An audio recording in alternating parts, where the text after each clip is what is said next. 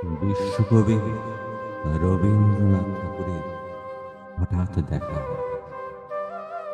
রেলগাড়ি কামরায় হঠাৎ দেখা। ভাবিনি সম্ভব হবে কোনোদিন।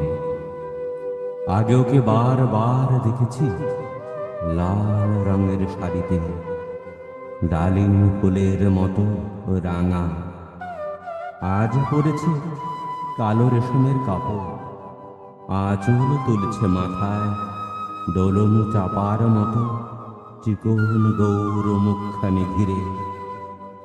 মনে হলো কালো রঙে একটা গভীর দূরত্ব ঘনিয়ে নিয়েছে নিজের চারদিকে, যে দূরত্ব শস্য ক্ষেতের শেষ সীমানায় শাল বনের নীলাঞ্জনে।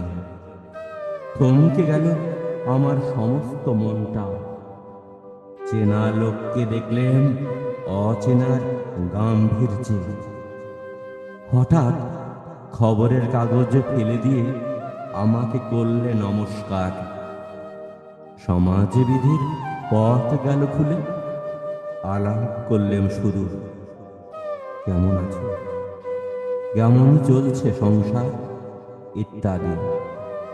সে রইল জানালার বাইরের দিকে চেয়ে, যেন কাছের দিনের ছোঁয়াচ পার হওয়া চাহনিতে। দিলে অত্যন্ত ছোট দু একটা জবাব, কোনোটা বা দিলেই না। বুঝিয়ে দিলে হাতের অস্থিরতা, কেন সব কথা, এর চেয়ে অনেক ভালো চুপ করে থাকা। আমি ছিলাম অন্য বেঞ্চিতে ওর সাথীদের সঙ্গে। এক সময়ে আন্দোলনের জানালে কাছে আসতে মনে হলো কম সাহস নয়। বসলুম ওর এক বেঞ্চিতে।